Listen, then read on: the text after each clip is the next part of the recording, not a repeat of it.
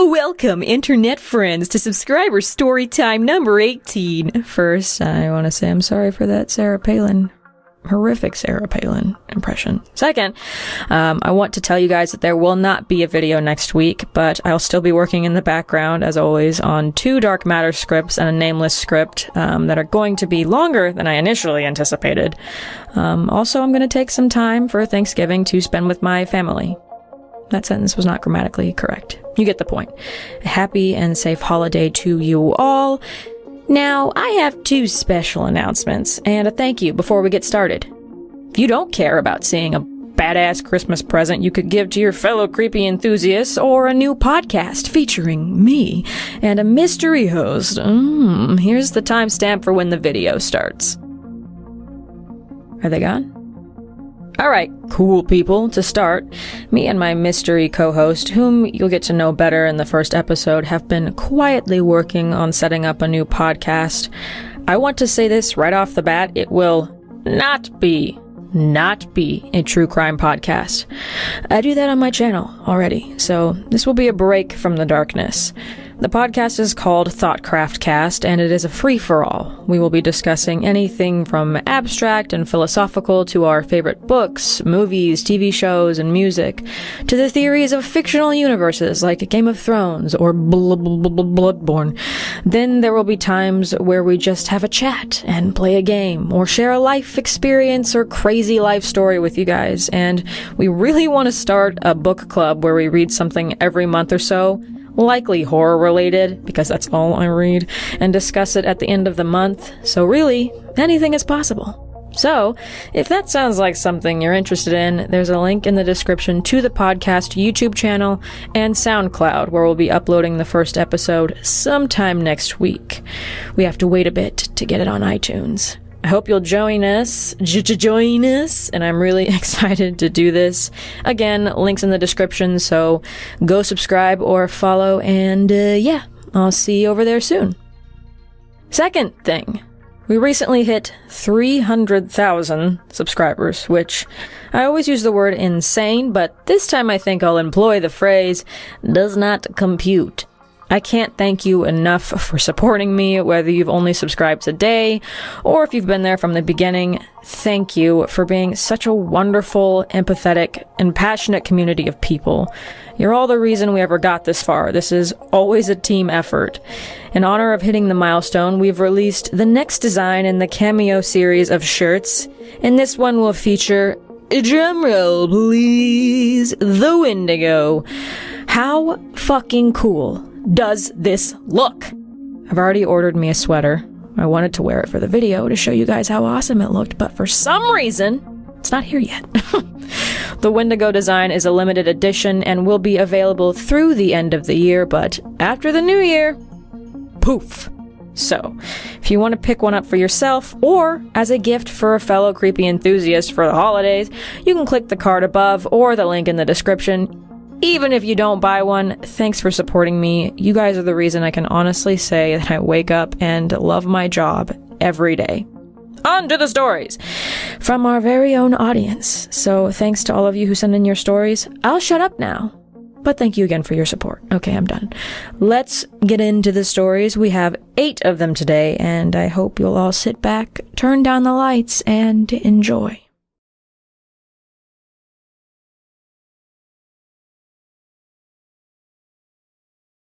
I try to keep an open mind, but I tend to be more skeptical when it comes to the supernatural. But maybe I'm trying to trick myself into believing the memories and feelings I have are all a part of my imagination. Ever since I can remember, I've had a strange, recurring dream, rather frequently. I'd start out playing in a park with a bunch of other kids that I didn't know. No parents were around, but we weren't afraid. The weather was always sunny, the sky clear and blue. A big group of us played tag and explored the forest at the edge of the park.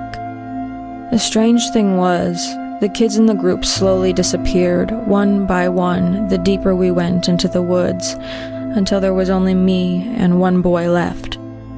We didn't even wonder where all the others had gone, and kept exploring.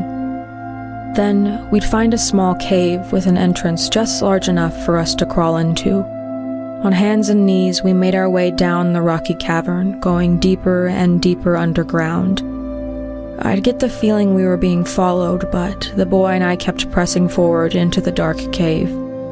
Finally, it was so dark that we couldn't see anything. Then, a faint light appeared and we would see it.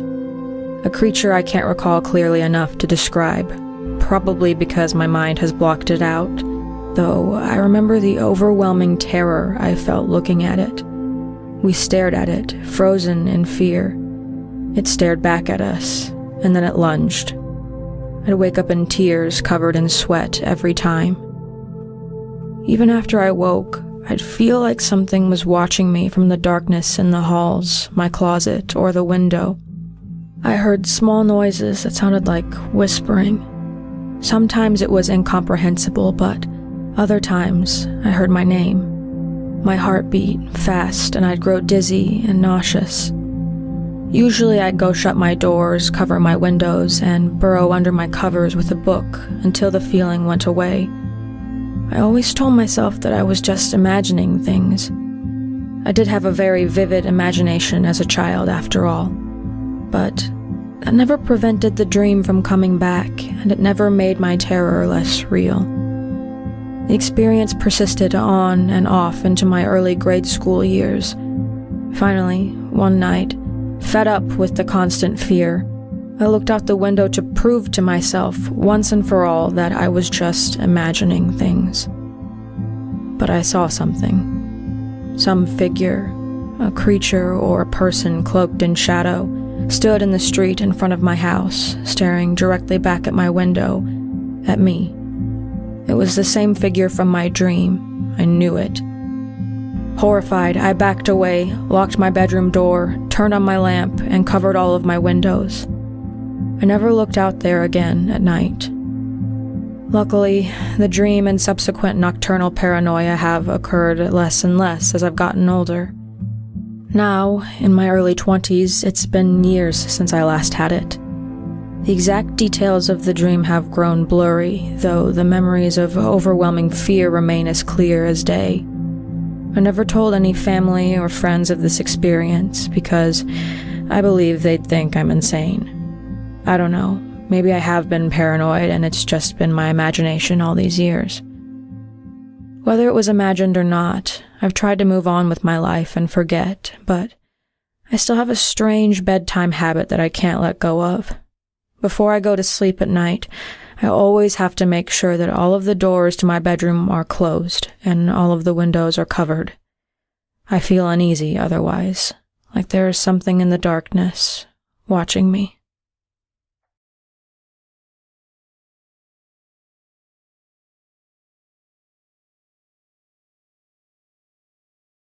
My name is Lauren, and I live in a very small, middle-of-nowhere town in Ontario. It becomes like a ghost town past 10 on any given night. No one around, not many cars, and few stores open. However, one store is open 24 hours a day. Mac's Convenience Store. In the late summer of 2012, I was 13. One night, my best friend Nikki was spending the night at my house. We decided we wanted to go to Mac's for snacks, but it was around 11 p.m. already. My mom, protective and somewhat paranoid, normally never let me go out that late, even with a friend. Nikki and I decided to ask if we could walk to Mac's, partially as a joke, but also as a lead-up to ask her to drive us there instead. Surprisingly, she said we could walk to Mac's, only that we had to be careful and stay together. She even gave us $5 to add to our own stash. Excited, we thanked her and headed out. I wondered why she let us go so late, but told myself it was because I'm not a little kid anymore. Plus, there were two of us, and our quiet little town didn't seem too threatening, I guess. I wasn't complaining. Mac's was a decent walk away. First, down the very long, winding, and dimly lit road I lived on. I felt a little uneasy with the darkness and the breeze blowing across the silent, empty street ahead of us. Nikki and I are fans of all things creepy, so we just found the spooky nighttime atmosphere awesome, a little exciting even. We laughed and joked as we walked, and finally came to the road that connected to my street. There was a YMCA just a block up from there, and walking through the parking lot of the YMCA led you to the back of the grocery store. Around the store and through their parking lot to the right was a tiny street that cuts through the main road, with Max right there. So we headed that direction, walking up the hill that led to the parking lot of the grocery store. At this point, Nikki and I both said we felt like something was watching us. We kept our eyes peeled as we walked along the empty street and around the YMCA, nothing but a few trees rustling in the wind. I told myself we were just imagining things. After all, Nikki and I are obsessed over anything scary we can get our hands on. Of course our minds are going to conjure up the feeling of being watched. It wasn't much longer before we arrived at Max, where we were the only people besides the cashier. We bought slushies, chips, and candy, then paid and began walking home. We crossed the main road and walked down that tiny street, going the same route back. We were walking on the sidewalk when, about halfway down the street, Nikki and I suddenly noticed a man walking on the opposite side of the road, in the opposite direction. There was nothing particularly odd about the man at first, other than he'd seemingly appeared out of nowhere. He was a middle-aged man, I'd guess in his 50s, maybe a bit older, wearing a jacket and what looked to be jeans. He kept his head straight forward, heading in the direction we'd just come from. Suddenly, he looked at us. He didn't look particularly menacing. In fact, he had a relatively friendly face, yet terror surged into me when our eyes met. Then he changed course and made a beeline across the road directly towards Nikki and I. We both casually picked up the pace, acting as though we didn't notice him. As he walked by, he looked right at us, into me, it felt, with a large grin on his face. One might even say he looked friendly, but something about him filled me with fear and sent my heart into overdrive. Then he spoke in a raspy, deep voice and said, "Hello, ladies." The words were monotone and lacked any emotion. He walked past, continuing on in the opposite direction. Nikki and I continued towards the grocery store parking lot, but right on the edge of it, the loud sound of a shoe scuff broke the silence, followed by several fast footsteps. Both of us instantly turned to look at the man, who was still a distance behind us, just standing there, facing us. He had that same smile on his face, and his eyes seemed to glow silver, as if the streetlight was reflected in them. He looked at us before turning around and heading in his previous direction again. Nikki and I both looked at each other, terrified. We worried if we ran that he might chase us. Nikki turned around and kept walking, but I walked backwards, not wanting to take my eyes off of the man. He looked over his shoulder only once more, far enough away that I could barely make out his shape, though his eyes still seemed to be glowing as he turned back around. I finally turned around to walk faster as we made our way around the grocery store towards the YMCA parking lot. Nikki whispered to me, "As soon as we're around the corner of the store, run." The store would block us from view of the man. I nodded. The second we hit the corner, we sprinted down the hill into the YMCA's lot, through the empty spaces, so fast we both spilled slushy all over the asphalt. Not that we cared at that point. We kept running, and as we turned onto my street, I stopped for a moment for a quick breather, but also to look behind us and make sure the guy wasn't in sight. Luckily, he wasn't. We reduced to a jog, and after a few twists and turns, felt safe enough to walk and catch our breath. We walked in silence for a few minutes. I wasn't really sure what to say or what to think.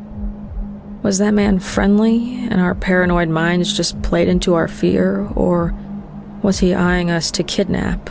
Or worse, or was he just kind of creepy? Finally, Nikki broke the silence and said in a serious tone, What the fuck just happened? I shook my head. I don't know, but he's gone. Let's just get back to my place. From there, we walked faster, passing an elementary school close to my house. We were almost home. Rounding the corner, we saw a younger guy, I guess around 16 or 17 from his stature, walking down the street towards us, wearing a hoodie, his hand shoved in his skinny jean pockets. It looked like he had headphones in, but his hood was up and his head was down, so it was hard to tell in the dark. Nikki and I were just focused on getting back to my place, but as we walked past him, he looked up at us. First with no emotion, then with a quick smile and a slight glimmer in his eyes, he said, "Hello, ladies." The raspy, low voice sounded almost identical to the older man from earlier. Nikki and I instantly froze, but the guy kept walking and returned to looking at the ground with his hands still in his pockets. I wanted to run home right then, but something kept me frozen in place. I couldn't bring myself to take my eyes off of the hooded guy. Nikki and I watched him until he rounded the corner into darkness, never once looking back. Once out of sight, Nikki and I ran the remaining distance to my house and hurried inside. I locked the door behind us, and we rushed upstairs to my bedroom. Neither Nikki or I slept that night, so we stayed up, wondering if it was all the result of overactive imaginations, but neither of us thought that the answer was that simple.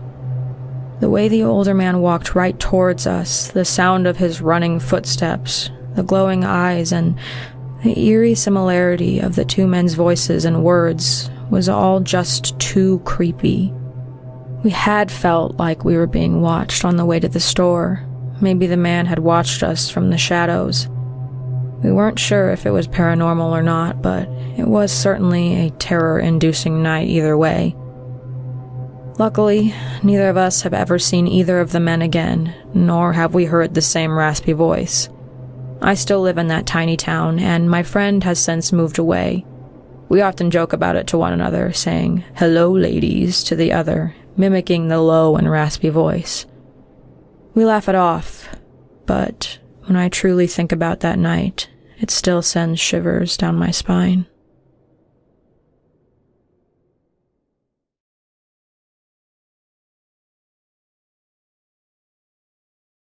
I grew up in the Philippines.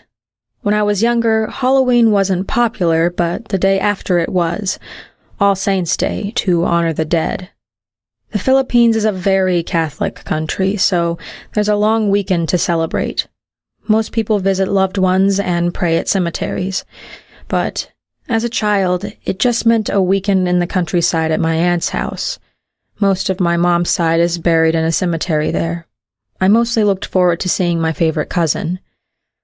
This story happened when I was around 4, and though I hardly remember anything from that time, this is one of the memories that sticks out. All Saints' Day weekend, and we arrived at my aunt's house. My cousin wasn't there, and I was a little disappointed, but my aunt told me they were running late and would meet up at the cemetery. Our uncle drove us to the graveyard, and because it was All Saints' Day weekend, there was very little parking available. We circled the cemetery a couple of times, trying to find a place to park. On the third round, I saw my cousin standing in the cemetery, her back facing us. I rolled down the window and called her name, but she didn't turn around. I called again, but she didn't budge an inch. My dad told me to be patient and wait, but there was something in me that made me push the car door open and run out to meet my cousin. My dad screamed in fear as I ran into traffic, hurtling towards the cemetery. I kept screaming my cousin's name, but she stood there frozen, her back still turned, as I ran across the street, a chorus of car horns around me. Then suddenly there was a flash of light, and my cousin turned around, but I couldn't see her face. She held out her hand, but before I could reach it, I was suddenly back in the car. Some say it could have been a dream, but I didn't wake in a sleeping position. It was as if I were in a game and I died and respawned back to the last checkpoint. My dad asked if I was all right. I asked him if he saw my cousin. He said he hadn't. It felt so real, and I was so confused and shaken. My uncle drove around once more, and I looked to see if my cousin would be standing in the spot, but she wasn't. When we finally found a parking space, we went to our family plot. I asked my other aunt where my cousin was. She replied that she and my aunt weren't there yet. I felt uneasy. Maybe I confused someone else for her. An hour later, my cousin arrived, and I jumped in her arms and gave her a hug. Then I looked at her, and the uneasy feeling returned. She was wearing the exact same outfit as the person I thought was her. You could say someone was simply wearing the same outfit, but it was exactly the same. The same yellow shirt, the same red overalls and shoes, even the same haircut, and I hadn't seen my cousin in months. I shrugged it off, and nothing of the sort ever happened again. I sometimes ask my dad if he remembers me ever running into traffic, and he says he doesn't. I've never had that experience again, but I think about it a lot. Was it déjà vu? Who was that person I thought was my cousin? Sometimes I think that whatever happened there saved me from death, as a car could have hit me. Was it a time rewind saving me from premature death? I guess I'll never know.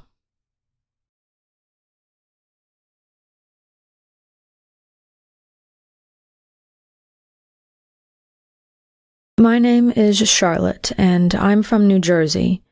Something creepy happened to me in the beginning of September 2016.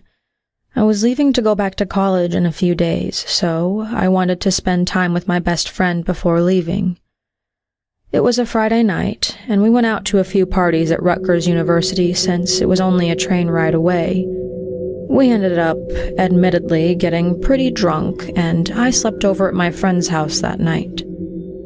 The next evening, I was home alone with my younger sister while my parents and brother were at a friend's house for dinner. I was changing into my pajamas and pulling off my denim shorts, the same I'd worn the night before, when I heard some change in my pocket. That's weird. I don't remember carrying any change around today or yesterday. I reached into my pocket and pulled out 2 gold coins that had the words Barcade on them. I'd never heard of this place. How on earth did the coins end up in my pocket? I texted my friend and asked if she'd ever heard of Barcade. Neither her nor her parents had ever heard of it. Freaking out, I go and sit down at my kitchen island. We live in a neighborhood, so it's not weird to hear teenagers walking down the street or car doors slamming, especially when we have the windows open in the summer.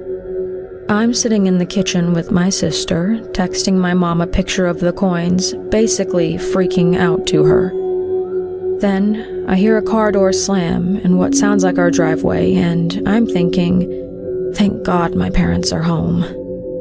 I hear them outside, talking to each other. I couldn't make out any words my mom was saying, but then I hear my dad call me. Charlotte! I wait for them to come to the front door. Nothing happens. I text my mom. Are you guys home yet? She replies, No, we're sitting at the dinner table. Why?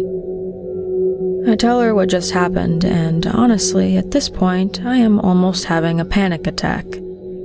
I sit in the family room and try to calm myself down. It seems like forever until my parents are finally home. To my irritation, everyone started making fun of me. I still have no idea what happened that night or where the coins came from. I'm positive I didn't get close to anyone at the parties the night before, but maybe I'm wrong. Maybe someone slipped them into my pocket. Nevertheless, I still can't explain hearing the car door slam and my parents calling my name.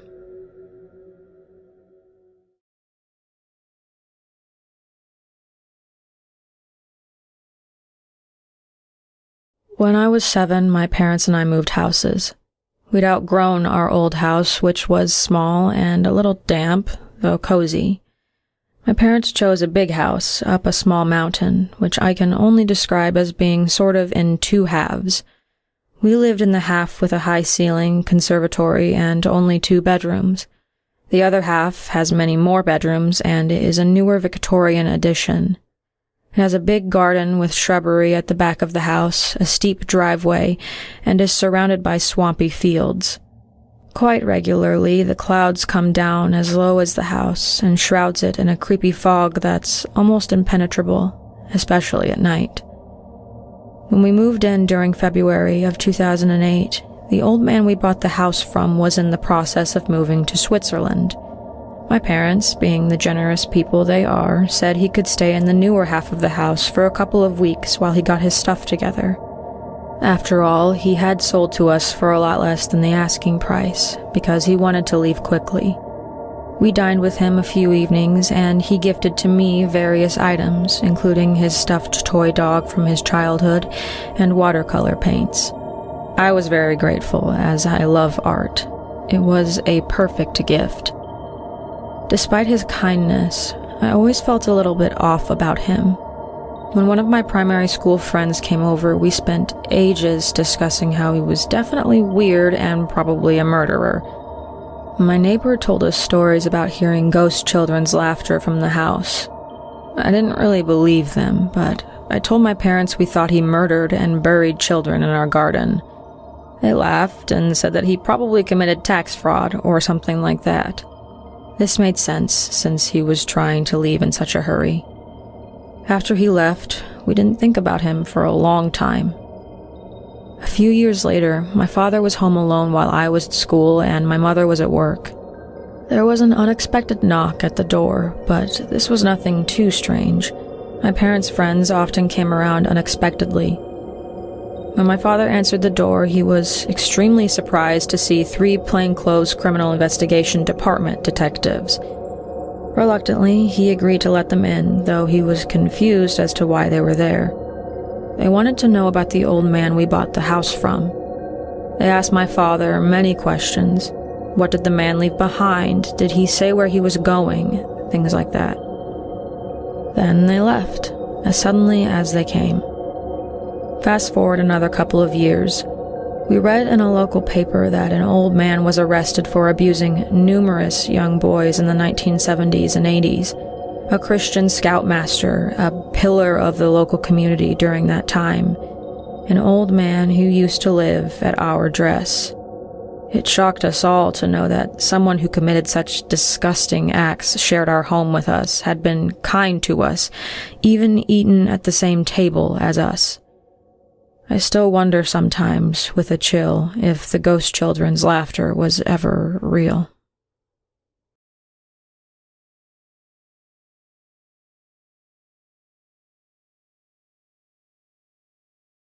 I remember this like it was yesterday.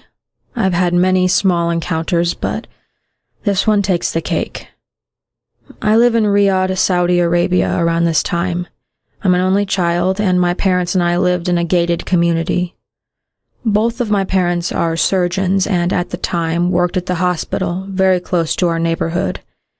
They worked odd hours, and I was very used to being home alone most days. Nothing odd had ever happened until that one night. I was upstairs in my bedroom talking to a school friend on the phone and pacing the room. I kept climbing on the bed, entering and exiting my closet, and passing by my window.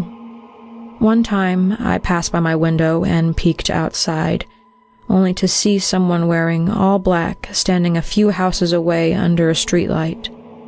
He seemed to be facing the direction of my house, and that unnerved me, but I couldn't be sure because I couldn't see his face.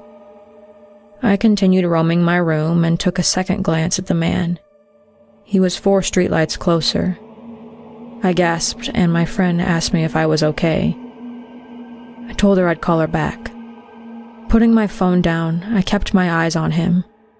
It was odd that the streetlight didn't illuminate at least a part of his face.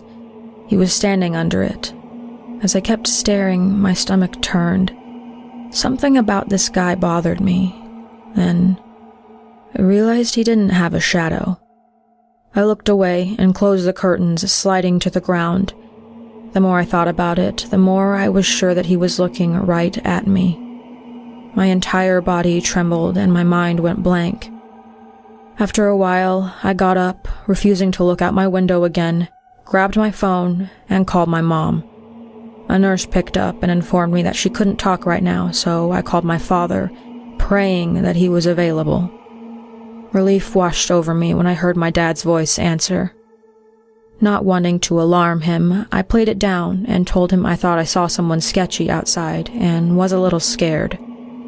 He seemed distracted and told me not to go out and to call the neighbors and have them check it out. He hung up before I could give a proper reply, but hearing my father's voice calmed me down a little bit. Downstairs, I looked up the neighbor, Mr. Ahmed's number from the phone book. I dialed and grabbed myself a glass of water while the phone rang. He picked up, and, lucky for me, he spoke English. I told him everything, and he asked me how long ago it was. I guessed about 10 minutes prior, and he asked me if the man was still out there. I put my glass on the counter and walked to the kitchen window. Not wanting to draw attention to myself, I moved the bottom left part of the curtain up and peeked outside. To my horror, he was standing right there, facing straight ahead. He didn't move his head to look at me, but his piercing white eyes found mine. I screamed, the phone falling from my hand as I stumbled back. Later, I was told Mr. Ahmed ran outside after I screamed and tried to chase the man down, but lost him at a turn. His wife came running into my house using the extra key we gave them. She found me hugging my knees in the corner of the kitchen. I remember her whispering words of comfort to me and calling my parents and gate security. The guards were yelled at, my parents were criticized, and I was questioned. But Mr. Ahmed told my father, "It's like he disappeared. He turned right just a second before me, and then poof. That's one quick criminal." His words made me question what I saw. Was he a stalker? How did he manage to get into a gated community? Why didn't he have a shadow? Why didn't the light touch his face? I don't know all the answers, and it never happened to me again, mostly because I never stayed home alone after that.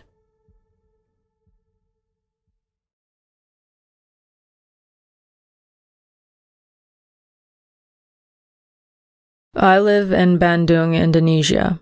In the past, my country was under the influence of Dutch imperialism for over 3 centuries. During these times, my city, located in higher grounds of my country, is divided into 3 parts. The high grounds leading up to a mountain was used by the Dutch, military officers, and conglomerates. The middle grounds were used by Chinese, Arabian, and Indian traders, or high-class Indonesians, and the lower grounds were for Indonesian slaves and the common public, or as the Dutch used to call it, inlanders. This particular story happened in one of the houses used by Dutch officers, aka the elite area. Now, the thing about Dutch houses, apart from their unique architecture, is they carve a name, usually a woman's, onto the stone fence in front of their houses. The house in this story is called Angelina. Urban legend says this particular house is the absolute no-go destination for taxis and other means of public transportation because a woman's voice calls out to any passing transport. However, if anyone approached the home, there was silence and no lights on inside. This continued until one particular taxi driver was called into this house. It was a rainy night. The driver was the young, reckless type, not superstitious in the slightest. Deciding the rumors were all bullshit, he ventured to the front door. It was exactly how the urban legend had described. There was an unnerving silence and no visible light coming from inside the house. The taxi driver decided to go into the house out of curiosity, and he found the door unlocked. He ventured into the pitch-black room. The light switch didn't work. Still, he ventured deeper, stumbling around, and then he saw something in the dark. A small desk lamp was turned on, illuminating a house phone on the desk. Figuring the legends were the result of bored teenagers, he decided to go back into his taxi and call it a night. That's when the phone rang. Feeling extremely unnerved, he reluctantly picked up the phone. Silence on the other end. Enveloped in terror, he decided that enough is enough and started towards the front door. However, as soon as he reached the threshold, he was greeted by a chilling sight. There, in the doorway, was the silhouette of a woman facing him, hanging limp, swaying back and forth. Suddenly, lightning lit up the entire room. He saw that the woman was grinning, and he passed out, right on the spot. When he woke up in the morning, there was no body hanging in the doorway, and the telephone on the desk was gone. I heard this story from an elderly Uber driver during my trip home after visiting a friend who lived near the Angelina house. Apparently, it is still a no-go zone for services such as Uber. When I asked the driver how he knows about all of this, he simply answered, "Because I was the young driver in the story."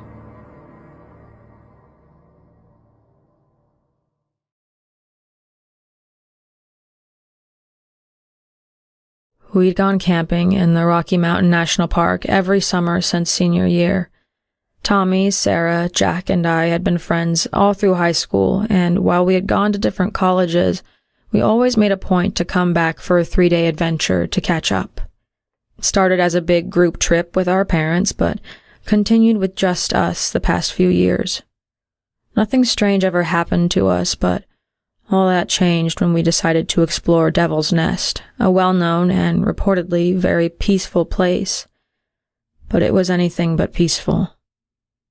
We hiked the entire day, finally making it to the base of Devil's Nest about 5 p.m., where we set up camp. Jack insisted on bringing 2 6-packs of beer and his father's shotgun. We agreed. Indulging in a beer after a long day of hiking sounded great, but we were a little leery of the shotgun. Jack promised he would keep it unloaded and away from him while drinking, and we agreed. Jack and Sarah shared one tent, and Tommy and I shared another. Jack and Sarah had always been a bit of a thing, but Tommy and I were just friends.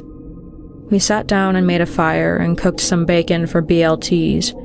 We spent the night reminiscing and catching up about life and relaxing. Each of us had a few beers, but Jack seemed the most affected. He got a bit louder and cockier as the night went on, but we were used to his antics. Around midnight, we were all ready to turn in when, to our surprise, Jack picked up the shotgun, bragging that he could still shoot well even when drunk. Tommy tried to take the gun from him, which made Jack angry, and they struggled for it. Suddenly, the gun went off, a loud bang echoing around us. Everyone froze. Tommy took that moment to pull the gun away from Jack. "You said you hadn't loaded it!" Sarah yelled. "I wasn't gonna do anything with it." She glared at him. "Your drunk ass could have shot one of us." Jack put his hands up. "I'm sorry, okay, it's empty now, and I won't shoot it again." Disgusted, Sarah disappeared into her tent and yelled, "Tommy, you keep the gun in your tent, and Jack, get in here." "Okay." Jack looked over to Tommy and said, "Thanks, man." Tommy nodded and headed over to the tent. I poured water over the fire and headed in as well. Once settled in my sleeping bag, I turned and smiled at Tommy, thanking him for stopping Jack from doing something stupid. Tommy smiled back and said, "No worries. I'm just glad nothing bad happened." We then turned off our flashlights and went to sleep. Around 3 or 4 a.m., I jolted awake from a deep sleep. Groggy, I turned to look at Tommy and blinked a few times, realizing he wasn't in his sleeping bag. His flashlight and the gun were gone. "What the hell?" I thought to myself, sitting up and rubbing my eyes. Suddenly, I jumped at the unmistakable sound of a shotgun in the distance. I froze and waited, listening for a few minutes, more than a little unnerved. After about 10 minutes staring at the tent flap, hoping Tommy would come back and that I'd just dreamed the sound of the gun, I heard it again. Still a good distance away, Around 5 miles, I guessed, but closer than the last shot. I got dressed quickly, grabbed my flashlight, and headed out of the tent. "Tommy?" I called out softly. "Tommy, where are you?" I waited in the silence. No response. I decided to wake up Jack and Sarah and walked to their tent, whispering, "Jack, Sarah, wake up!" A few seconds later, I heard another shot, even closer this time. "Get up!" I said, somewhat louder. "I can't find Tommy." They both stumbled out of the tent with their pants unbuttoned and their boots on but unlaced. "What the fuck, Lacey? Why did you wake us up?" I glared at Jack in the dim light of our flashlights. "Tommy's gone. He's been gone for at least 20 minutes. I called for him, but he didn't respond." "Maybe he went to take a shit. I'm sure he'll be back. I don't get why you had to wake us up." "There's something else," I said, swallowing. It was quiet for a moment, and then we all heard another loud bang. We froze. "What was that?" Sarah asked, fear creeping into her voice. "A shotgun," I said grimly. "There's no way," Jack said. "The bullets are in my tent." He disappeared into his tent and came back out moments later with a box. "See? Look." He shoved the box of ammo into my hands. "They're all there except the one from earlier." I looked down, and he was right. Jack looked annoyed, but Sarah still looked nervous. "Then, what was that sound?" I asked. Another shot caused us all to jump. The sound was even closer now. "Tommy!" Sarah called. "Tommy! Where are you? This isn't funny!" "Shut up!" I hissed. "If someone is out there fucking around with a shotgun, you just gave us away." Sarah quickly shut her mouth. "It has to be Tommy," Jack insisted. "He's trying to fuck with us or something." "Maybe," I said, "but maybe not." Then we heard something else, something that, to this day, is the most terrifying thing I'd ever heard in my life. Sarah's hand flew to her mouth, and she looked at both of us, horrified. We stared back, equally chilled. The yell sounded less than 2 miles away and was an exact replica of Sarah's scream. "What was that?" Jack asked quietly, his face suddenly serious. I turned to look at Sarah, who was staring at us both, wide-eyed. It was her voice yelling for Tommy. Confusion and fear swirled in my mind. "But that isn't possible. There's nothing around here that would cause an echo that delayed," Jack snapped. "It had to have been my voice. There has to be something around here that would cause that. That's all it could have been, right?" Sarah asked, her voice taking on a shrill edge. Jack and I shared a look, the both of us knowing that the terrain around here offered no possibility of an echo, not like that. Then we heard it again. Sarah sunk down to her knees. The sound of her voice replaced the shotgun blasts, and were getting closer, whether we wanted to admit it or not. I bent down and placed my hand on her back. Sarah, I need you to get your shit together. This is important." She turned to look at me and took a few deep inhales, tears running down her face, and nodded. "Okay, I need you to get the emergency pack. Can you do that for me?" She nodded and slowly got up, heading into the tent. I turned to look at Jack. Whatever this is, it would be suicide to run from here in the dark. "Did you bring a knife?" "Yeah," Jack said. "Do you really think we're in danger?" "I don't know, but it's better to be safe than sorry." Jack sighed and rubbed his eyes, then looked up to me and nodded in resignation. "Get your knife, and I'll get mine. I'll start the fire." Jack headed into the tent as Sarah came out. I grabbed the firewood. "Tommy!" Sarah whimpered, clutching the bag tightly. Something was coming closer, and we had to be ready. At least as ready as we could be, armed with hunting knives. The fire was started, and I could see Sarah shaking next to me, holding the emergency pack. I took the bag, pulling out all 10 of the emergency glow sticks. I cracked them and placed them around the campsite, creating a dim green light around the whole area. Jack joined us by the fire. "Okay," I said quietly. "We're each going to watch a part of the forest." I grabbed both my and Tommy's knife from my tent and gave Sarah one. "It's not too cold, so..." I trailed off, grabbed the coffee pot we'd brought, and handed each of us an empty cup. "We're going to stay awake and drink coffee. Then, in the morning, we're packing up and leaving." "What about Tommy?" Sarah asked. A moment of silence passed between us. "If he doesn't come back, we'll report him missing to the park rangers tomorrow and look for him. I just don't think it's a good idea to try and find him ourselves right now." Both Jack and Sarah nodded. "Tommy!" "Jesus!" Jack flinched. That had been the closest yet, less than a half a mile away. I pulled the coffee off of the fire and filled everyone's cup. We all took a seat and waited, barely breathing. We sat for about 20 minutes in silence. I think we all realized something was wrong at the same time. The forest was silent. No wind rustling the trees, no quiet scurrying of animals, no crickets chirping. Nothing. True silence, like we'd entered a vacuum. Sarah's muffled crying and our breathing were the only sounds. "Tommy! This isn't funny!" I barely managed to keep from screaming. Sarah's voice came from the dark perimeter of the camp.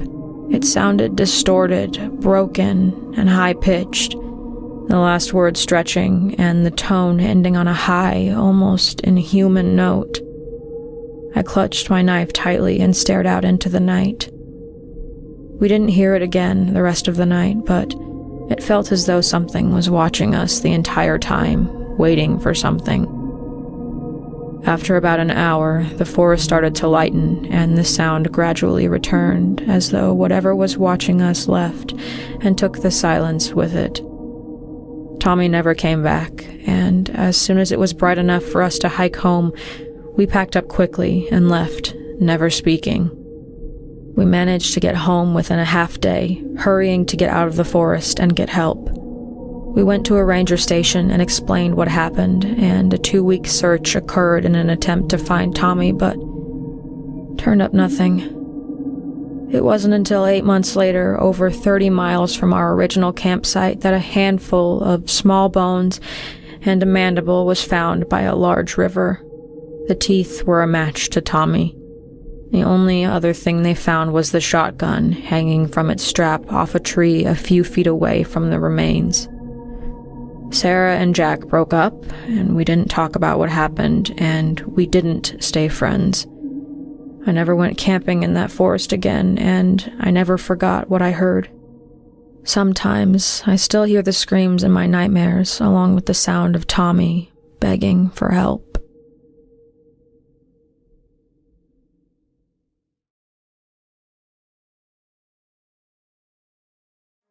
Special thanks to the Patreon family. The names you see on screen are just some of the people who financially contribute to this channel, whether they are passionate about subscribers' story times and true crime cases, or the other dark content on this channel. Their support cannot be overstated. If you are interested in supporting the channel, information is in the description, but even if you only continue to support by watching, thank you. And of course, a special thanks to the subscribers who chose to share their stories with us today. Are you ready for me to butcher their names? Here we go. Anonymous, Lauren, Anonymous 2, Charlotte, Grace, Faiza, It's a beautiful name, I just can't pronounce it. Sorry. Matthew and L.S. Matter. If you've had a personal terrifying encounter you've had, it can be paranormal or not. please feel free to send it to subscriberstorytime@gmail.com, and your experience might end up in the next subscriber storytime. If you wish to stay anonymous, please mention that in your email. Thank you for watching the video, and again, thank you for helping us get to 300,000 subscribers. It's an insane number, and I can't thank you guys enough. Link to merch and the SoundCloud page is down below. Hope to see you over there. Stay safe, friends, and have a good night.